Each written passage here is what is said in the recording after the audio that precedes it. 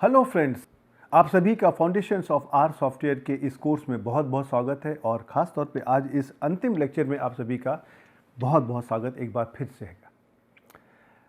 आज के इस लेक्चर में हम लोग कुछ एग्जाम्पल्स लेने वाले हैं, कुछ उदाहरण लेने वाले हैं और उसके द्वारा हम आपको आर में हम किस प्रकार से प्रोग्रामिंग करते हैं उसको दिखाने की कोशिश करेंगे। अब तक तो देखिए आपने आर के बहुत सारे एस्पेक्ट्स के बारे में सीखने की कोशिश करी है कि हम कंप्यूटेशन किस प्रकार से करते हैं, कैलकुलेशन किस प्रकार से करते हैं, हमारे भिन्न भिन्न कमांड्स क्या होते हैं। लेकिन अल्टीमेटली तो हमारा ऑब्जेक्टिव यही होता है कि हम एक अच्छा सा प्रोग्राम लिखें। तो आर सॉफ्टवेयर की जो प्रोग्रामिंग के अंदर कुछ हमारे बहुत ही खास फीचर्स होते हैं और शायद उन्हीं फीचर्स के कारण उन्हीं क्वालिटीज़ के कारण हमारा आर सॉफ्टवेयर काफ़ी पॉपुलर हो गया।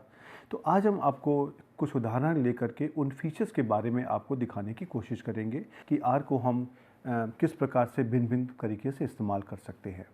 अब हम जब आर की प्रोग्रामिंग की बात करते हैं तो हमारे पास जहाँ तक मुझे लगता है दो प्रकार के कैंडिडेट्स होंगे। जो कुछ कैंडिडेट जिनको प्रोग्रामिंग बहुत अच्छी आती है वह प्रोग्रामिंग में बहुत अच्छे हैं, और कुछ कैंडिडेट ऐसे होंगे जिनका शायद प्रोग्रामिंग का लेवल बहुत अच्छा ना हो। इसलिए अब प्रोग्रामिंग क्या होती है इसके बारे में मैं आपको कुछ मिनटों में एक छोटा सा इंट्रोडक्शन के दूंगा, जिससे कि आपको ये समझ में आ जाए कि प्रोग्रामिंग हम करते क्या है, और उसके बाद में हम आपको कुछ उदाहरण लेकर के इस आर प्रोग्रामिंग के डिफरेंट एस्पेक्ट्स को दिखाने की कोशिश करेंगे। तो चलिए हम इस लेक्चर को आरंभ करते हैं और कुछ उदाहरण लेकर के आर को और अच्छे से सीखते हैं।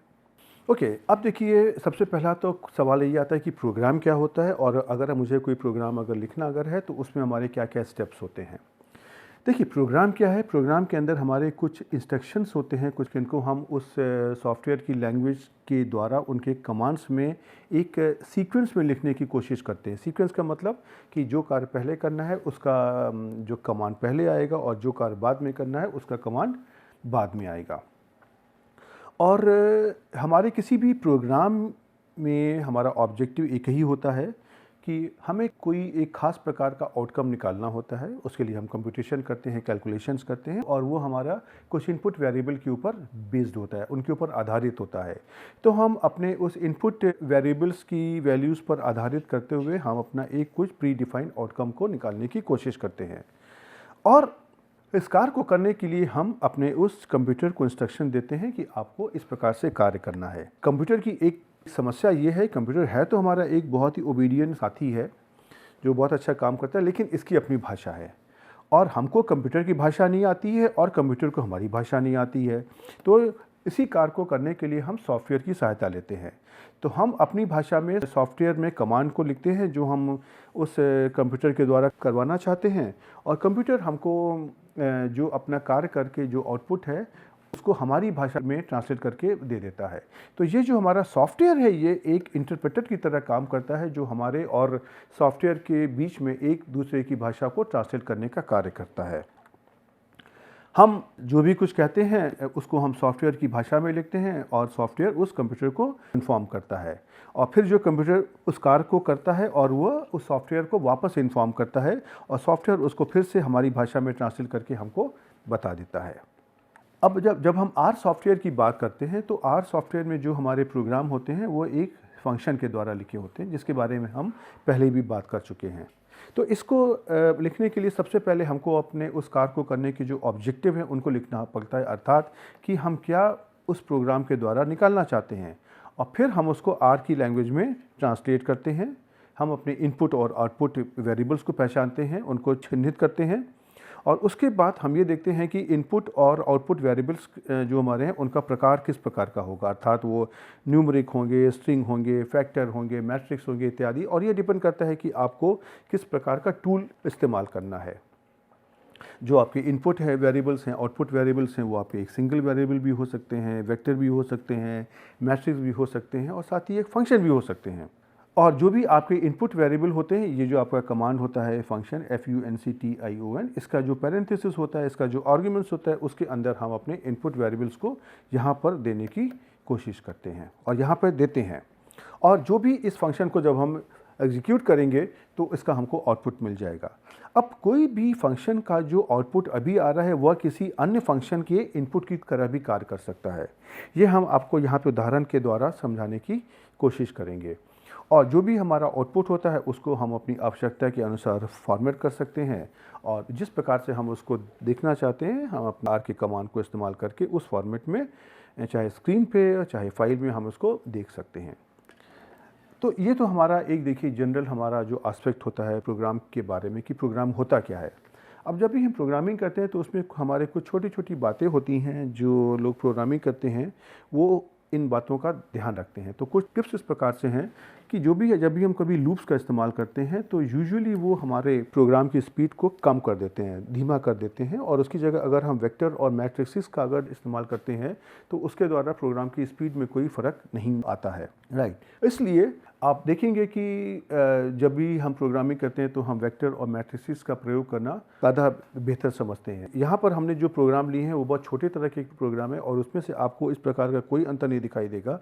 लेकिन जब हम बड़े प्रोग्राम की बात करते हैं और जिनको हम बड़े बड़े डेटा सेट के ऊपर इस्तेमाल करते हैं, देन आपको यह आपको असर दिखाई पड़ेगा। जो लूप्स होते हैं वो हमारी कंप्यूटर की मेमोरी में ज़्यादा स्पेस ऑक्यूपाई करते हैं। और जब हम समय की बात करते हैं तो हम जब भी कार्य करते हैं तो ये समय हमारा कुछ सेकंड से लेकर के कुछ दिनों तक का भी हो सकता है। उसके बाद हम जब भी कभी अच्छा एक प्रोग्राम लिखते हैं तो ये हैश सिंबल का इस्तेमाल करते हुए हमको अपने प्रोग्राम में जो भी हमारे कमेंट्स हैं उसको प्रॉपर तरीके से लिखना चाहिए, सो दैट कि हमको भविष्य में हम जब भी उस प्रोग्राम को देखने की कोशिश करें तो मुझको वो प्रोग्राम समझ में आ जाए कि मैंने क्या किया था। जो हमारे वेरिएबल्स के नेम्स होते हैं उसको भी मुझको इस प्रकार से लेना चाहिए कि जो समझ में आ जाए और जिनको समझना आसान हो। जैसे कि अगर हमारे पास दो वेरिएबल्स हैं, हाइट और वेट, जिसके ऊपर हमारे पास कुछ लोगों का हाइट और वेट दिया हुआ है, तो उसमें से अगर हम हाइट को दिखाने के लिए हाइट वेरिएबल को यूज़ करें और वेट को दिखाने के लिए वेट वेरिएबल को यूज़ करें तो हमको बहुत आसानी से समझ में आ जाएगा। अगर हम हाइट को वेट वेरिएबल से और वेट को हाइट वेरिएबल से अगर दिखाने की कोशिश करेंगे तो शायद ये बहुत कन्फ्यूजिंग हो जाएगा, राइट। लेकिन आप अगर चाहें तो लीगली कर सकते हैं, लेकिन उसमें से क्यों कन्फ्यूजन करना। और जब भी हम किसी प्रोग्राम को इस्तेमाल करना शुरू करेंगे तो अपने जो वेरिएबल्स होते हैं उनको इनिशियलाइज़ करना बहुत इंपॉर्टेंट होता है कि वो किस वैल्यू से कार्य करना शुरू करेंगे। अदरवाइज़ हो सकता है कि उसमें से कोई पहले की वैल्यू दी हुई हो प्रोग्राम में और वही वैल्यू आगे इस्तेमाल हो जाए और इसके बारे में हमको मालूम भी नहीं पड़ेगा। तो चलिए, इन बातों को समझने के बाद में हम यहाँ पे कुछ छोटे छोटे उदाहरण लेते हैं और आपको ये समझाने की कोशिश करते हैं कि आर प्रोग्रामिंग किस प्रकार से कार्य करेगी। अब देखिए, मैं आपको ये उदाहरण समझाने के पहले बता दूं कि मेरा यहाँ पे ऑब्जेक्टिव ये बिल्कुल भी नहीं है कि मैं आपको आर की प्रोग्रामिंग सिखा रहा हूँ। मैं आपको आर की प्रोग्रामिंग के द्वारा आर के जो डिफरेंट फीचर्स हैं कि उनको किस प्रकार से इस्तेमाल किया जाता है, मैं वह आपको दिखाने की कोशिश कर रहा हूँ, राइट। जैसे उदाहरण के लिए हम यहाँ पे इस उदाहरण में ये दो हमारे जो फंक्शंस हैं हम इनकी वैल्यूज़ को निकालना चाहते हैं। तो अब इसमें से देखा आपने कि यहाँ पे हमारे पास दो तरीके की वैल्यूज़ हैं, इनपुट वैल्यूज़ हैं एक्स और वाई। तो जो एक्स की वैल्यूज़ हैं उनको हमने एक डेटा वेक्टर में और वाई की वैल्यूज़ को मैंने एक डेटा वेक्टर में लिख लिया, राइट। अब उसके बाद में अगर इस कमांड को अगर मुझे कंप्यूट करना है तो देखिए ये तो आपने जिस प्रकार के आर के फंक्शन पढ़े हो ये तो बिल्कुल ऐसे ही आ जाएगा, sum of X had two और divided by sum of Y had two, और ये वाला फंक्शन आपका sum of X upon Y had two करके आ जाएगा। लेकिन मेरा यहाँ पे ऑब्जेक्टिव ये बिल्कुल भी नहीं है कि हमको इसको कंप्यूट करना है। हम इन दो बहुत ही छोटे से उदाहरण के द्वारा हम आपको आर प्रोग्रामिंग के स्टेप सिखाना चाहते हैं। तो चलिए हम इनको सीखने की कोशिश करते हैं और इस ऑब्जेक्टिव को मत भूलिएगा। तो देखिए, सबसे पहले हमको ये फैसला करना होता है कि हमारे पास कौन कौन से इनपुट वेरिएबल हैं। तो आपने देखा कि ये जो आपका फंक्शन है इसको हमने एक नाम दे दिया जी और इस फंक्शन को नाम दे दिया मैंने एच, राइट। तो इसमें से समेशन एक्स आई स्क्वायर, समेशन वाई आई स्क्वायर और समेशन एक्स आई अपॉन वाई आई होल स्क्वायर को मुझे कंप्यूट करना है। तो उसके पास में पहला इनपुट तो हमारा हो गया एक्स, दूसरा हमारा हो गया वाई और तीसरा हमारा है एन। लेकिन हम एन को यहाँ पे इनपुट की तरह ना दे करके, चूँकि एन हमारा एक्स और वाई की कितनी वैल्यूज़ हैं उसकी संख्या है, तो उसको हम प्रोग्राम के अंदर ही निकाल लेंगे। और अगर हमको n की जगह, अगर मान ली इसमें से मैंने जो उदाहरण लिया है उसमें से x और y की जो संख्या बराबर है लेकिन ये अलग अलग भी अगर है तो आप इसमें n की जगह पर n1 और n2 का भी इस्तेमाल कर सकते हैं। राइट, अब आपने देखा कि यहाँ पे आपको समेशन निकालना है, तो आप इस अपने सम फंक्शन का भी इस्तेमाल कर सकते हैं और इसी का हम इस्तेमाल भी करेंगे। राइट, क्योंकि मेरा ऑब्जेक्टिव ये है कि हम आपको प्रोग्रामिंग के द्वारा प्रोग्रामिंग और हमारे जो बिल्ट इन फंक्शन है दोनों का इस्तेमाल एक साथ किस प्रकार से किया जाता है उसके बारे में हम आपको बताना चाहेंगे। तो सबसे पहला हमारा जो स्टेप होता है कि आप सबसे पहले अपने कंप्यूटर में, अपने उस फोल्डर में, डायरेक्टरी में जो पहले के वेरिएबल्स हैं उनको हटाइए, अदरवाइज़ वो एक के ऊपर ओवरलैप करेंगे और इससे कन्फ्यूजन होगा। तो उसके लिए मैंने अपना कमांड यूज़ कर दिया rm और लिस्ट और इक्वल टू ls पैरेंथेसिस में। उसके बाद में जो हमारा डेटा वेक्टर है उसको मैंने डिफाइन करने की कोशिश करी। मैंने उदाहरण के लिए यहाँ पे x और y में तीन वैल्यूज़ ले ली, x इक्वल टू 10, 20, 30 और y इक्वल टू 1, 2, 3। अब हम देखिए यहाँ से अपना इस फंक्शन को लिखने की कोशिश करते हैं। जो हमारा प्रोग्राम होता है उसी को हम आर में कहते हैं फंक्शन। तो मैंने उसका एक नाम दे दिया example1 और उसके आगे लिखा मैंने फंक्शन function और उसके बाद पैरेंथेसिस में मैंने लिख दिया, देखिए x, y। एक चीज़ आगे बढ़ने के पहले मैं आपको ये बता दूं कि ये जो प्रोग्राम हमारा बहुत ही छोटा सा है, लेकिन आपको इसको अच्छे से समझाने के लिए, आसानी से समझाने के लिए मैंने उसको बहुत विस्तार से लिखा हुआ है। इसलिए ये जो प्रोग्राम हमारा कई स्लाइड्स के ऊपर जा रहा है। मैं आपको अंत में दिखाऊंगा कि ये कितना छोटा प्रोग्राम है, लेकिन कैसा मैंने कहा कि मेरा उद्देश्य है आपको इसको अच्छे से समझाना, आसानी से समझाना। जब आप समझ जाएंगे उसके बाद आप उसको बहुत ही आसानी से छोटे फॉर्मेट में लिख सकते हैं। देखिए, उसके बाद हम अपने इस फंक्शन को स्टार्ट करते हैं लिखना। उसके लिए मैंने यहाँ पे एक अपना कर्ली ब्रैकेट लिख दिया और उसके बाद में हमको अपने सारे इनपुट वेरिएबल्स डिफाइन करने हैं। तो देखिए, एक्स और वाई तो आपने पहले दे दी है, एन आपने यहाँ पे जो कमांड होता है हमारा लेंथ और पैरेंथेसिस में लिख दिया एक्स। तो हमारे जो एक्स डेटा वेक्टर की लेंथ है उससे आपको एन की वैल्यू मिल जाएगी। आप चाहें तो वाई को भी यूज़ कर सकते हैं। अब इसके बाद में हम एक काम करते हैं कि इस समेशन को निकालने के लिए हम यहाँ पर लूप का इस्तेमाल करेंगे। तो देखिए, लूप में क्या है कि पहले हमको x1 की वैल्यू मिलेगी और इससे हमारा आ जाएगा x1 स्क्वायर। उसके बाद में x2 की मिलेगी और उससे हमारा इस x1 स्क्वायर में x2 स्क्वायर हमारा ऐड हो जाएगा। फिर हमको x3 की वैल्यू मिलेगी और फिर हमारा इस जो x1 square plus x2 square में x3 स्क्वायर हमारा ऐड हो जाएगा। राइट, तो सबसे पहले हमको इसमें इन वैल्यूज़ को स्टोर करने के लिए मुझको यहाँ पर कुछ एक नया वेरिएबल डिफाइन करना पड़ेगा। तो वो मैंने डिफाइन कर दिया इस प्रकार से x1, y1, z1 और इसकी जो इनिशियल वैल्यू मैंने कर दी 0 है। राइट, कि x1 हमारा जो भी डेटा वेक्टर होगा उसके अंदर सारी वैल्यूज़ हमारी अभी 0, 0, 0 हैं। राइट, अब उसके बाद हमारा देखिए लूप यहाँ से स्टार्ट होता है। तो मैंने यहाँ पे फॉर लूप का इस्तेमाल किया है, फॉर और पैरेंथेसिस में i in 1:n। इसके बारे में आप समझते हैं कि क्या होगा। अब हम इसके बाद देखिए अपना हम जो भी x1, y1, z1 को डिफ़ाइन करते हैं। किस प्रकार से, आपने देखा कि g और h को निकालने के लिए आपको summation xi square, summation y square और summation xi upon yi whole square, इन तीन चीज़ों को निकालने की आवश्यकता है। राइट, तो हमने क्या किया, अपने x का जो डेटा वेक्टर है उसमें से ith वैल्यू को हमने लिया और उस ith वैल्यू को एक्सेस करने के लिए हम x और स्क्वायर ब्रैकेट में लिख देंगे i और इसका स्क्वायर निकाल दिया और जो भी इसकी वैल्यू आई उसको मैंने x1 वेरिएबल के अंदर ith जगह पर स्टोर कर दिया। उसी प्रकार से y वेक्टर में जो भी ith स्थान पर जो भी वैल्यू थी उसका स्क्वायर करके मैंने उसको y1 वेक्टर में ith जगह पर स्टोर कर दिया। और उसी प्रकार से मैंने जो भी x और y की ith जगह पर जो वैल्यूज़ थी xi और yi, उनका दोनों का रेशियो लिया xi अपॉन yi और उसका स्क्वायर करके मैंने उसको z1 वेक्टर में ith पोजीशन पर स्टोर कर दिया।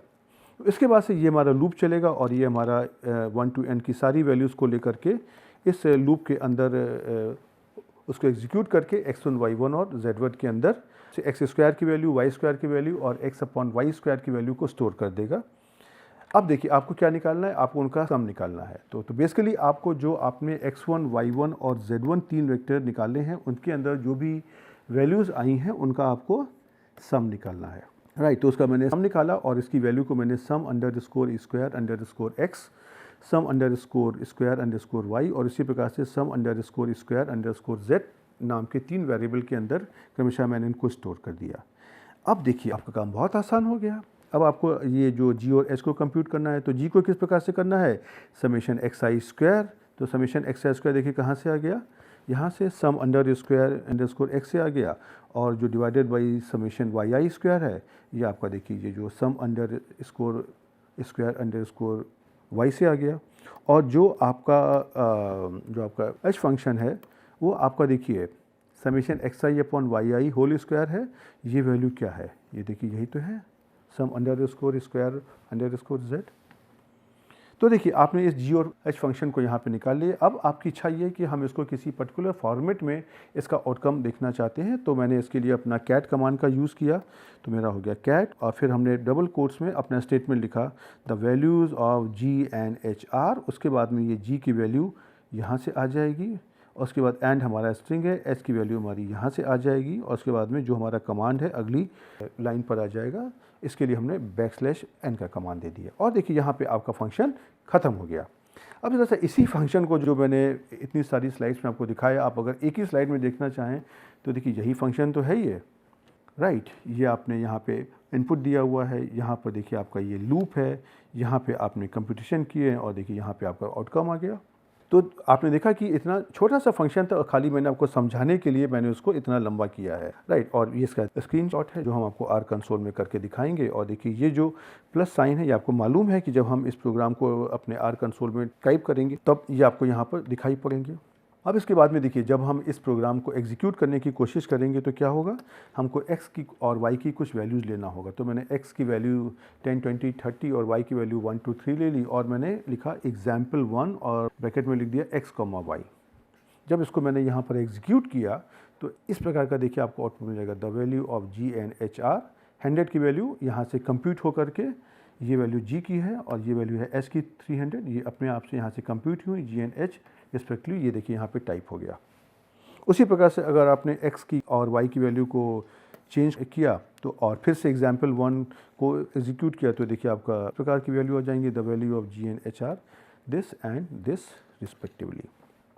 सो आपने देखा कि आप खाली x और y की वैल्यूज़ को ही चेंज करके आप इस पूरे प्रोग्राम को एग्जीक्यूट कर सकते हैं, राइट। तो चलिए हम आपको इसको आर कंसोल में करके दिखाते हैं, और ये इसका देखिए आउटकम है, राइट। तो देखिए इस फंक्शन को अब हम अपने आर कंसोल पर कॉपी कर लेते हैं, तो हमारा टाइम बच जाएगा। कि ये हमने कर लिया। तो अब आप अगर देखेंगे तो देखिए ये आपको example1 दिखाई पड़ गया, example AMPLE, ये देखिए ये। तो अब इसमें से आपने यहाँ पर मान लीजिए कि x की वैल्यू आपने ले ली से C 12, 14 से 18, और y की वैल्यू आपने ले ली, कुछ भी ले लीजिए आप, से 19 से 23 से 65। और जब आपने यहाँ पे example1 और पैरेंथेसिस में कर दी x, y ये टाइप करने की कोशिश की, तो देखिए इसने आपको दे दिया कि the value of g and h are like this, right. इसी प्रकार से आप अगर यहाँ पे आप अगर कोई और वैल्यू अगर दे देंगे, मान लीजिए आपने x की वैल्यू को चेंज कर दिया, और इसी प्रकार से आप इसको फिर से अगर एग्जीक्यूट करेंगे तो देखिए आपने ये x और y दोनों की वैल्यू को चेंज कर दिया। और जब आप फिर से आप इस वैल्यू को इस प्रोग्राम को एग्जीक्यूट करेंगे तो देखिए क्या दे देगा, the value of g and h are this and this respectively, right. आप अगर इसको देखने की कोशिश करें अगर तो ये आपको दिखाई पड़ जाएगा, राइट।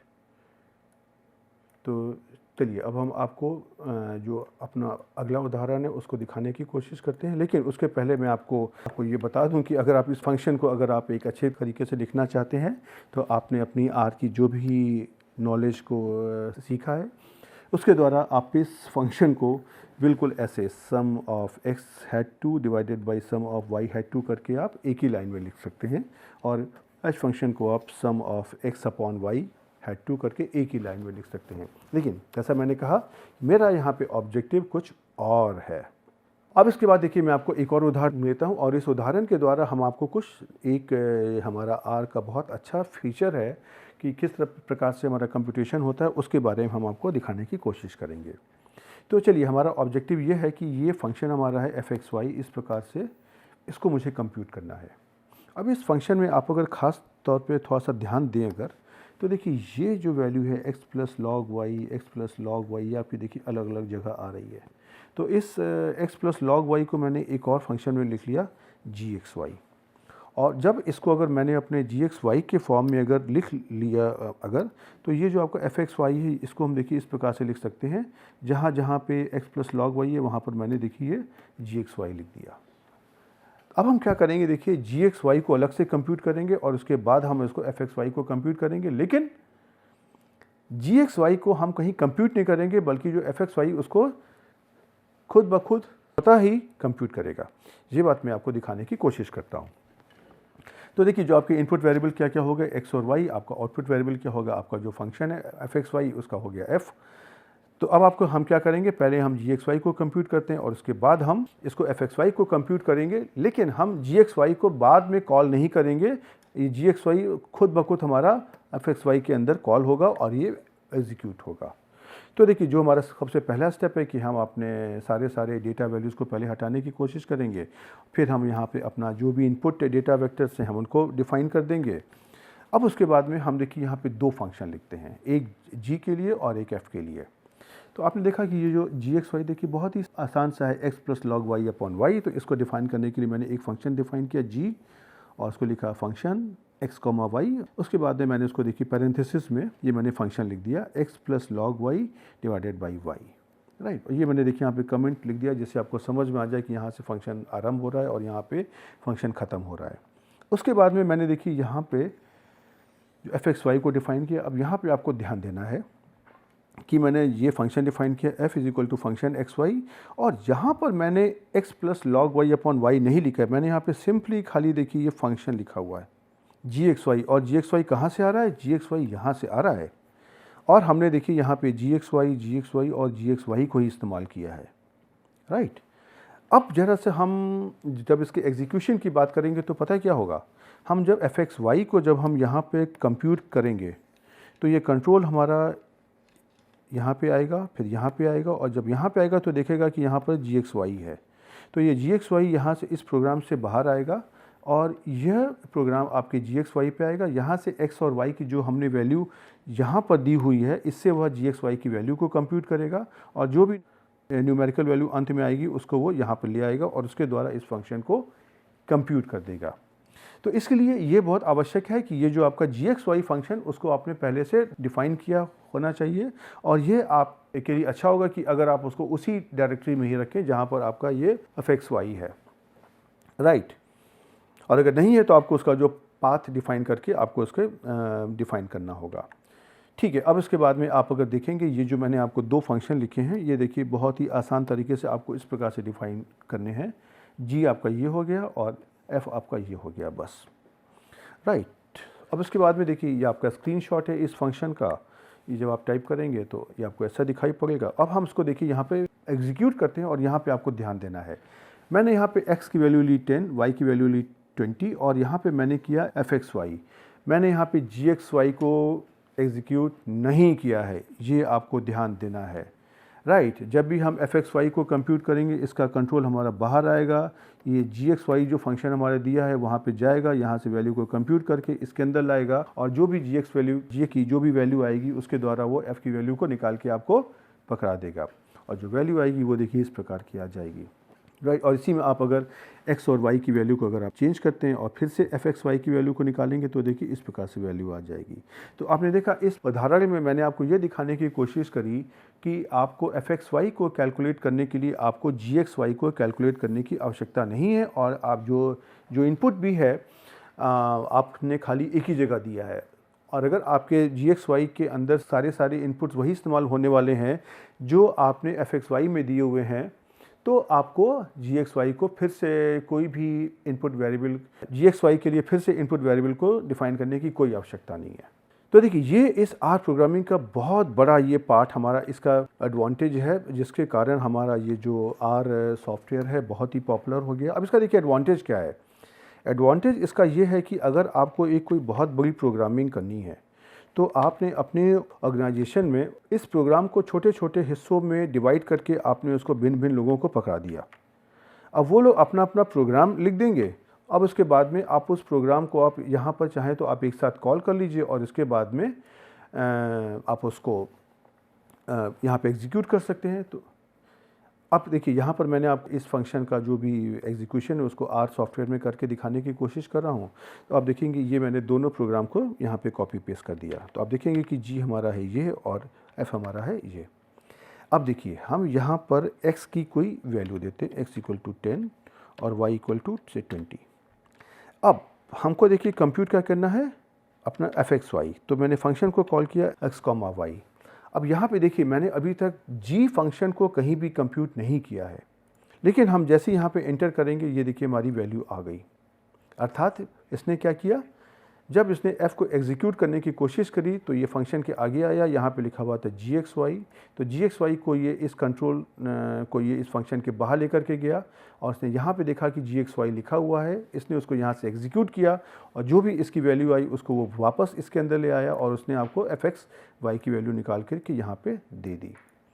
राइट, उसी प्रकार से आप अगर यहाँ पे अगर x की वैल्यू अगर कुछ और ले लें, x इक्वल टू 123 और y is equal to suppose 876, तो आप अगर फिर से अगर आप इसको अगर कंप्यूट करेंगे अपने इस fxy को, तो आप देखेंगे कि आपको इसका आउटपुट इस प्रकार से मिल गया। तो आपने देखा इसको कंप्यूट करना बहुत ही आसान काम था और ये इसका एक बहुत बड़ा एक एग्जाम्पल भी है कि आर सॉफ्टवेयर किस प्रकार से कार्य करता है और इसके अंदर क्या इसके हमारे एडवांटेजेस हैं। चलिए अब हम अपने एक और उदाहरण की बात करते हैं और इस उदाहरण में आप देखिए मैंने एक यहाँ पर एक ये फंक्शन लिखा हुआ है। ये तो मैथमेटिक्स में बहुत ही पॉपुलर फंक्शन है, जिसका मतलब होता है कि अगर हमारे यहाँ कोई फंक्शन है f ऑफ x जहाँ पे x हमारा इनपुट वेरिएबल है, तो अगर x की वैल्यू अगर पॉजिटिव होगी तो f(x) की वैल्यू इस फंक्शन के द्वारा कंप्यूट होगी और अगर x की वैल्यू अगर हमारी 0 होगी तो f(x) की वैल्यू इस फंक्शन के द्वारा अर्थात 10 से कंप्यूट होगी और अगर ये दोनों नहीं होते हैं अर्थात हमारा x फिर क्या होगा, निगेटिव होगा। निगेटिव है तो ये हमारा 2 + x³ अपॉन x के द्वारा कंप्यूट होगा। अब हम क्या यहाँ पे करना चाहते हैं, हम यहाँ पर x और f(x) के बीच में एक कर्व ड्रॉ करना चाहते हैं कि इनका कर्व किस प्रकार से होगा और हम जो x की वैल्यू को हम -1 से 5 के बीच में 0.2 के इंटरवल पर लेना चाहते हैं, जैसे -1.0 -0.8 इत्यादि करके ये 5 तक आना चाहिए। ये वैल्यूज हमारी x की यहाँ पे आ जाएंगी। अब हमको पहले इस f(x) की वैल्यू इन सभी x के पॉइंट पर कंप्यूट करना होगा, तभी तो हम यहाँ पर इसको x, f(x) को प्लॉट कर पाएंगे। उसके लिए चलिए सबसे पहले हम अपने इस f(x) फंक्शन को लिखते हैं और उसके लिए सबसे हम यहाँ पे हमारा इनपुट वेरिएबल क्या हो जाएगा x, आउटपुट वेरिएबल हमारे क्या हो जाएगा fxy में जो हमारा है f। और सबसे पहले हम अपने सारे डेटा के पहले के डेटा को रिमूव करते हैं, उसके बाद हम अपना इनपुट डेटा डिफाइन करते हैं x। अब उसके बाद हम देखिए अपना जो फंक्शन है f उसको लिखने की कोशिश करते हैं। अब आपने देखा कि f फंक्शन जो हमारा यहाँ पे देखिए दिया हुआ है ये 3 कंडीशन के अंदर कार्य कर रहा है। तो अब यहाँ पर आप अपना जो कंडीशनल एग्जीक्यूशन है और जहाँ पे आपने इफ़ एल्स इफ की कंडीशन पढ़ी थी, आप अगर उसको एक साथ लगा दिए तो आप इस फंक्शन को बहुत आसानी से प्रोग्राम कर सकते हैं। तो देखिए यहाँ पर इसीलिए मैंने यहाँ पे ये लिखा फंक्शन नाम दिया f और इसके बाद कर्ली ब्रैकेट्स के अंदर मैंने इफ़ एल्स इफ कंडीशन को लिख दिया। तो कंडीशन क्या है हमारी, मैंने यहाँ पे लिखा if x is greater than 0, तो ये इसको इंडिकेट कर रहा है। उसके बाद क्या करना है, ये वाला फंक्शन कंप्यूट होना है जो देखिए मैंने यहाँ पर दे दिया। राइट, उसके बाद अगर हमारा x 0 के बराबर है तो इसको मैंने दे दिया यहाँ पे else if x is exactly equal to 0, यहाँ पे 2 इक्वलिटी साइन दे दिए और फिर मैंने कह दिया कि ये वैल्यू कहाँ से कंप्यूट होगी, इसकी वैल्यू होगी 10। तो देखिए ये वाली वैल्यू हमारी 10 के बराबर आ गई। और उसके बाद में फिर हमारा जो भी हमारी थर्ड कंडीशन क्या होगी, जब x अगर हमारी जो पहली 2 कंडीशन हमारी फॉल्स हो जाती हैं, x हमारा पॉजिटिव भी नहीं है, x हमारा 0 भी नहीं है, तो क्या होगा, x हमारा नेगेटिव ही होगा। तो मैंने यहाँ पे लिख दिया एल्स और ये जो फंक्शन है 2 + x³ अपॉन x, ये मैंने देखिए यहाँ पर लिख दिया। तो आपने देखा कि इस बड़े से फंक्शन को हम अपने इफ़ एल्स इफ कंडीशन के द्वारा बहुत आसानी से कंप्यूट कर सकते हैं। तो यहाँ तो मैंने देखिए ये f(x) फंक्शन लिख दिया। अब हमको इसको हर एक x की वैल्यू के लिए हमको f(x) की वैल्यू निकालनी, अर्थात मुझे xi और fxi की वैल्यू निकालनी है। तो हम एक प्रोग्राम लिखते हैं जहाँ पे हम अपने x की जो वैल्यूज़ हैं उसको हम डिफ़ाइन कर देते हैं कि x की वैल्यू हमारी किस प्रकार से आएंगी और उसके करस्पॉन्डिंग हमारी f(x) की क्या वैल्यू होंगी, ये मुझे मिल जाएंगी। तो देखिए यहाँ पर मैंने एक फंक्शन लिखा h और यहाँ पे हमको इनपुट देने की कोई ज़रूरत नहीं क्योंकि सारे इनपुट हमारे इस प्रोग्राम के अंदर ही आएंगे। और मैंने यहाँ से फंक्शन को लिखना शुरू कर दिया। सबसे पहले मैंने क्या किया कि मैंने x को मैंने डिफ़ाइन कर लिया। x को डिफ़ाइन करने के लिए अब आपको पता है कि आप सीक्वेंस कमांड का यूज़ कर सकते हैं। -1 मतलब कि फ्रॉम -1 to 5 बाई 0.2, और उसके बाद में जो आपने ये फंक्शन लिया हुआ है f(x), इसको आपने एक नाम दे दिया y। तो उससे से क्या होगा कि जो भी f ऑफ एक्स आई की वैल्यू आएगी वो यहाँ पे y i के अंदर स्टोर हो जाएगी। तो इसको डिफ़ाइन करने के लिए मैंने एक यहाँ पे अपना जो वेरिएबल की जो वैल्यू होती है उसको हमने इनिशियलाइज़ कर लिया, y इक्वल टू 0।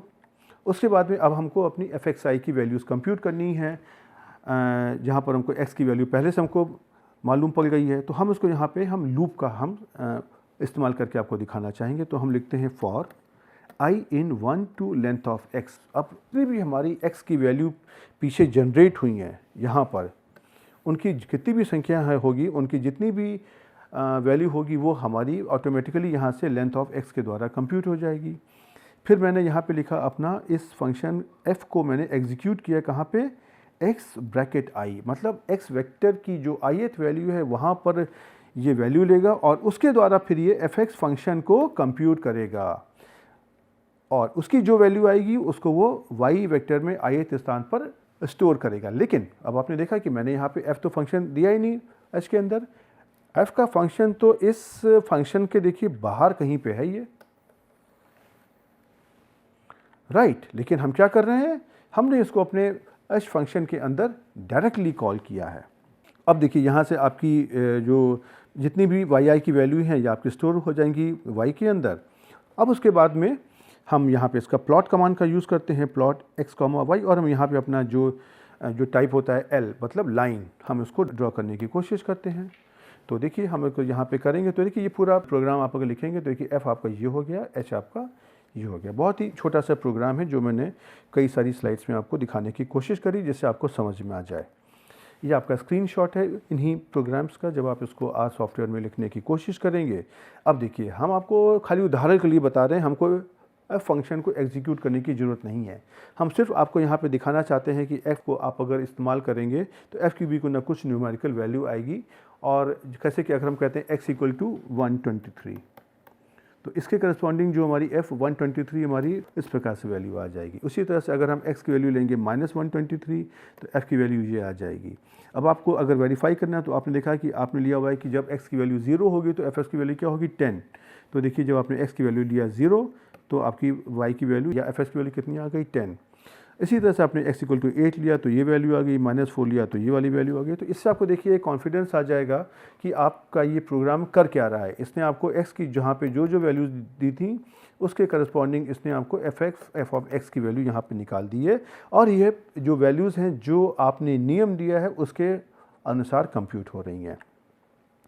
उसके बाद हम आपने देखिए इस h फंक्शन को जब हम आर कंसोल पर एग्जीक्यूट करेंगे तो देखिए ये आपको इस प्रकार का ग्राफ दे देगा। ये देखिए -1 और 0 के बीच में 0 पे इसकी वैल्यू आ जाएगी जो भी कुछ है, और इसके बाद में देखिए इस प्रकार से आ जाएगा। तो चलिए हम आपको ज़रा सा इस प्रोग्राम को पहले आर कंसोल में करके दिखाते हैं। तो देखिए मैंने यहाँ पे ये अपने ये f और h दोनों फंक्शन को मैं एक साथ में कॉपी कर लेता हूँ और अपनी इस स्क्रीन को भी एडजस्ट कर लेता हूँ क्योंकि मुझे आपको कर्व दिखाना है।